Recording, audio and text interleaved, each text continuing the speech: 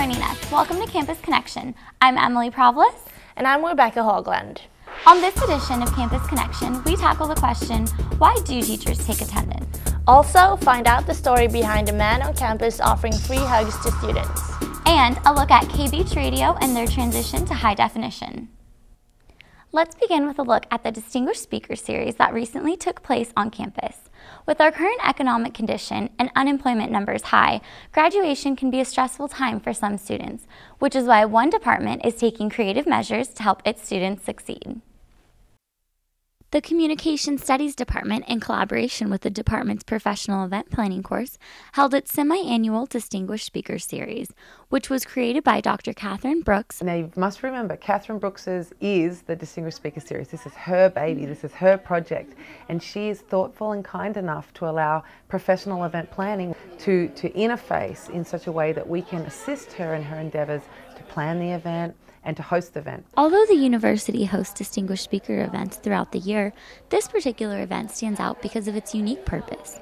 The motivation behind this event is to create a larger and stronger community between communication studies students and alumni, and more importantly, to help students network, ultimately increasing their chances of landing a job.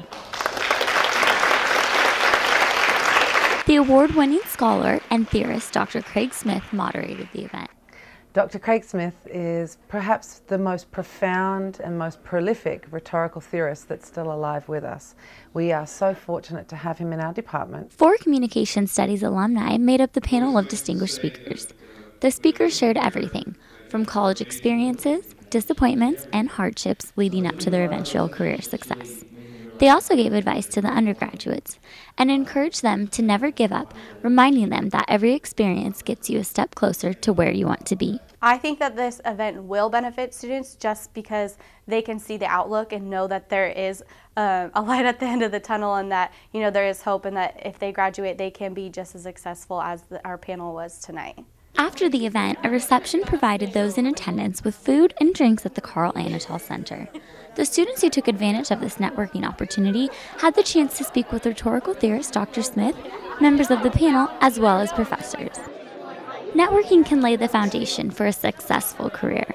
Because of Dr. Brooks and her Distinguished Speaker Series, the students in this field of study are given a valuable opportunity for personal and professional growth, which will help them excel in their future. With Campus Connection, Emily Provlis. What a great opportunity for Long Beach students. Next, we examine the man behind the free hugs and face paint. There is a new and different type of protesting on campus. Maria Candares has more. Protesting in peace is what alum Dave Rathel does here at California State University, Long Beach.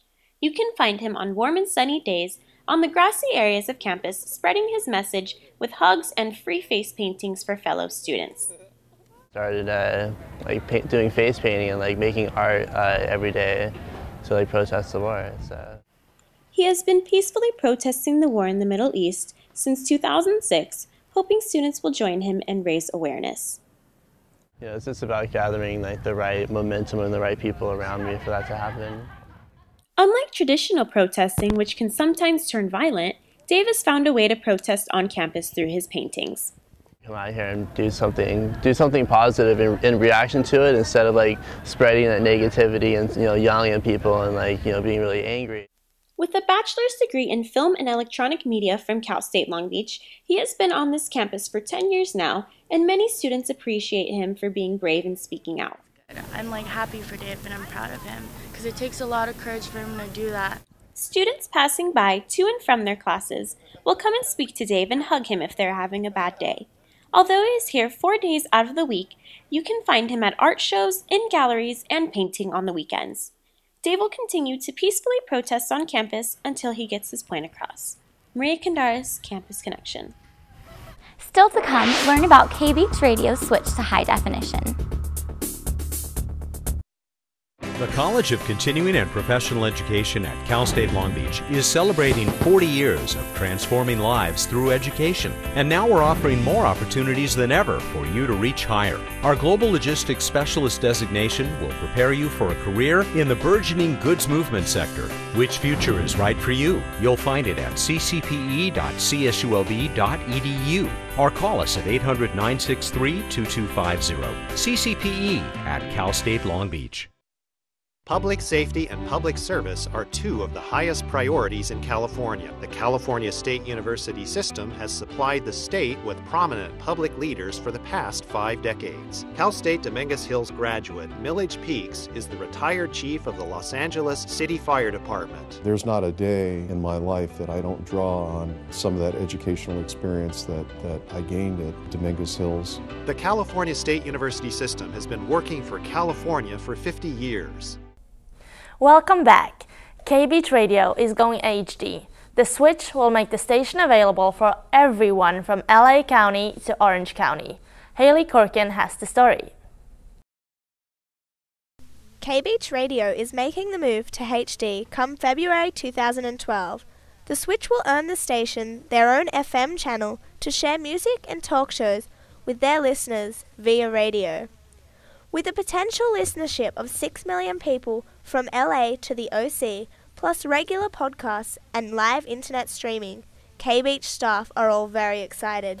Oh, definitely very excited about it.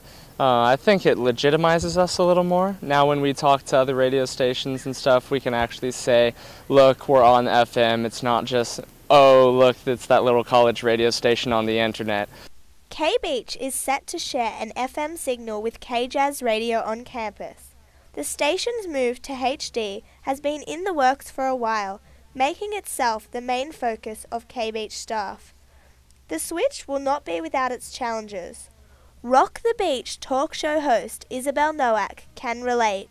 Since it's a college campus, we want to be controversial. So I think this is going to be one of the main challenges once we go HD to really live up to the audience's expectations to really stay consistent. There is a definite buzz around campus about the switch to FM. More and more students are being convinced to listen to KBeach once it airs on the radio. I definitely don't listen to KBeach radio now, but if it were to go on the radio, I'd listen to it more while I was driving in my car, whenever I was out. You can support KBeach Radio by tuning into channel 88.1 HD3 come February. Haley Corkin, Campus Connection. The midterm period is upon us, and students spend hours in the library. There is another campus facility that is popular at this time of year. Rebecca Hoagland has the story. We are in the middle of the semester and students have a lot of pressure on them. Sometimes it can be hard to find motivation to study. This week is really stressful for me. I have 3 midterms and I'm super overwhelmed with school and work, and the only thing that really gets me through the day is working out. An increasing number of students are using the Student Wellness and Recreation Center as a healthy distraction from school-related stress. Actually, this semester we have more students coming in the middle of this semester than we did last year. So we have about 4,000 people each day, Monday through Thursday, about 2,500 on Friday and 1,000 on the weekends. Every day there are students signing up to become new members of the rec center. As it's the middle of the semester, midterms, tests, everything's crazy.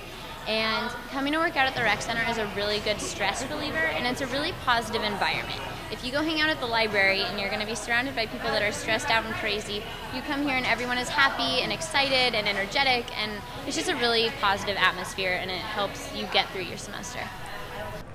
The rec center recently hosted a push-up competition to attract even more students to the gym and to raise awareness around how exercise benefits students.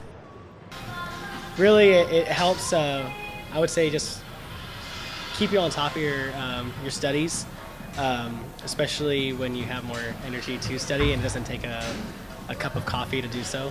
You know, physical activity can help just as much as caffeine and things like that. Some students say exercise helps them do better work in the classroom. It's nice to be able to take a break and do something physical, you know, if you're sitting in a chair all day studying, so I think it helps. You know, I study better when I work out too. weeks where I can't work out at all because I'm too busy. It's just I have no energy. You know, I go and like try to study, I have no focus. So I think it helps. I mean, just being able to come in and like burn some energy off. Veterans Day rolls around every November. There are many ways to honor it. Haley Corkin joins us in the studio with a special guest. Thanks, Rebecca and Emily. I'm here with Dr. Marshall Thomas from the Veterans Affairs Services here on campus. So, Dr. Thomas, can you tell us a little bit about what you do and what services Veterans Affairs offers? Certainly. Well, we have a couple of things that we do. Primarily, our office is charged with making sure that veterans get their educational benefits through the Veterans Affairs Office of the U.S. Veterans Affairs and also the state Veterans Affairs for some of our dependents. The other thing that we do is advocacy and outreach, really being an advocate for any veterans on campus and also reaching out to the veterans who are about to get out of the service and those that are trying to transfer here from the community colleges. How important is it to accommodate veterans returning back to their studies? Well, it's really critical. You know, there's a big transition from being in the military to being in a civilian community, and you can imagine that the culture of the military is pretty significantly different than the culture on a college campus. You know, they go from being in a very regimented environment to one that's quite free and liberating and open. So getting into a classroom environment is quite different than perhaps being in a war zone. So it's very important to make sure that they have a good transition from the service to the school. How do you find that the veterans typically cope with that transition? Well, for the most part, they do a great job. We do have some students that need additional help, and we have a lot of services on campus that can help them out with that. But as I said, a lot of them are transfer students, so by the time they get to Cal State Long Beach, they're pretty well adapted and are quite good students. How can students continue to support their veterans after November, after Veterans Day has passed, and so that it's an ongoing thing? Well, I think the most important thing is to recognize that there are a lot of people on our campus, over 300, that have served in the military, and to recognize that they bring a wealth of experience with them to the academic environment, and realize that they can all learn from the veterans, and the veterans can learn from them as well. So we have our special services here on campus, but America as a whole, do you think they do a good job typically of looking after their veterans, or do you think that there's more that they could be doing? Well, you know, I think it's very interesting that we have had a really good history in the last 10 years of welcoming our veterans back home from overseas.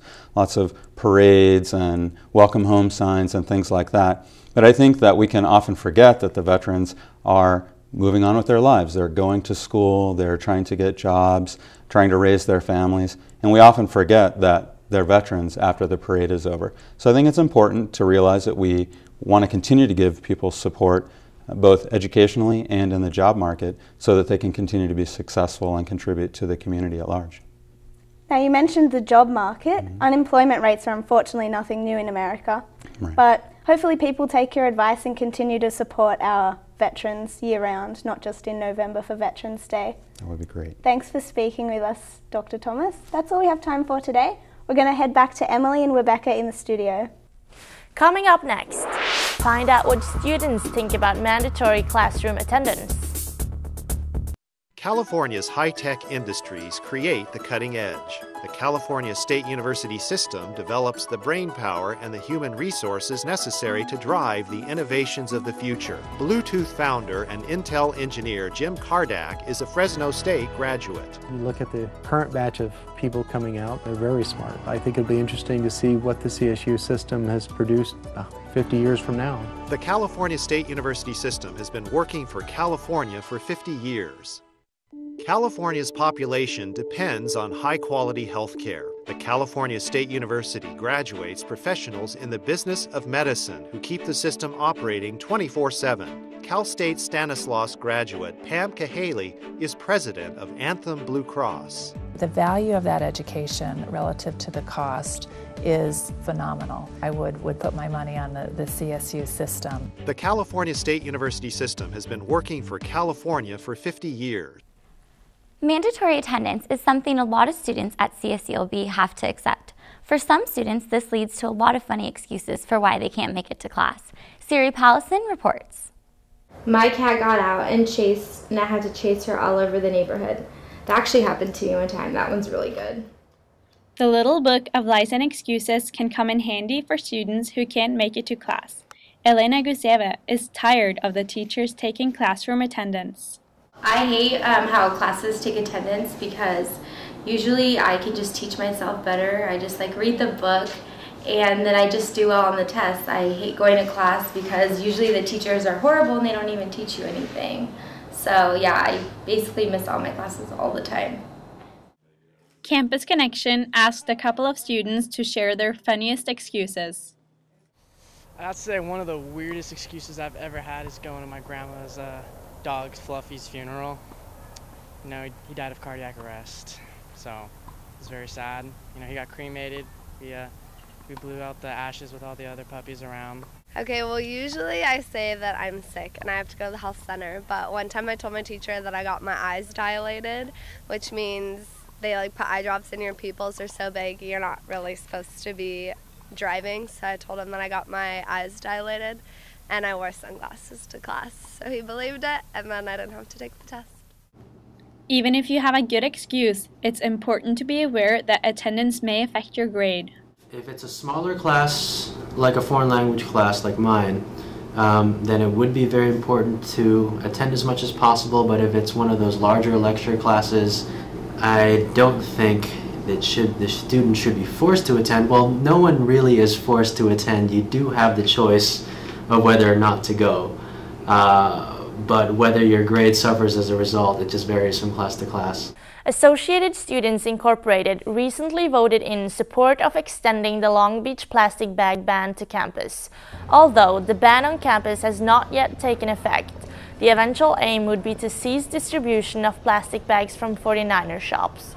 Long Beach students seems to be supportive of ASI's decision. For my community psychology class, I volunteered with the Surfrider Foundation, which actually helped to get the ban in Long Beach. So I think it'd be good to get it here. It helps if you go down to the beaches and everything, they're so dirty, and you know, anything to help the environment. The campus ban is part of the ongoing effort to further sustainability. Students would be encouraged to bring reusable bags from home instead of receiving plastic bags from campus stores.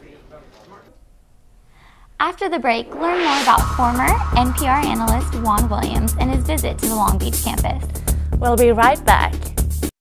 California's engineering innovations circle the globe and light the darkness. The California State University system has been enlightening promising engineers for the past 5 decades. Cal State LA graduate Pervez Lodi is the founder and president of Ledtronics, a leading light-emitting diode company. If you work hard, get proper education, the American dreams are still available there to everybody. The California State University system has been working for California for 50 years. California's agricultural products feed the world. The California State University system has been rooted in the state's wine business for the past 5 decades. Sonoma State graduate Jacques Schlumberger owns a premier estate winery in the lush rolling hills of Healdsburg. I think the fact that you see graduates working and being so productive really speaks to the value of the CSU. The California State University system has been working for California for 50 years. Guest speaker Juan Williams, journalist and author, recently made a visit to campus. He said we should have an honest debate in our political discourse. Silver Mejia has the story. It's almost exactly 1 year ago that Williams was fired from his radio news job after admitting just a little too much on live radio. Expressing how uneasy he felt when Muslims boarded planes was clearly something that raised huge controversy worldwide. This year's Distinguished Speaker Series was hosted at CSULB's Carpenter Center, where students signed up to hear the Fox News political analyst explain the incident in detail. Williams encourages students to practice their freedom of speech intelligently. And what better place to start than on campus, where he believes freedom of speech is most welcomed. To be in that arena and then to be free to say what I want to say, what I'm genuinely thinking, again, is a privilege. So that's the goal. You want to reach people where they are and try to help them get to a higher level. Williams also mentions that college students are essential to progressive change. The advantage of youth sometimes is you've never been down this road before. You don't have any rut. You're making a new way. And radio student volunteer Juan agrees that college welcomes new ideas by adding fresh voices. College is a place where people can kind of open up and start to be themselves after coming out of places like high school where a person is kind of persecuted for being different, if you will. So there's no better place to kind of open up and either learn your value system or the value system you already have, kind of get to express it a little more. And hopefully other CSULB students can agree. Silver Mejia, Campus Connection. Thanks for joining us for this edition of Campus Connection. Keeping you connected and up to date on campus news, this is Rebecca Hogland and Emily Problis. We'll see you next time.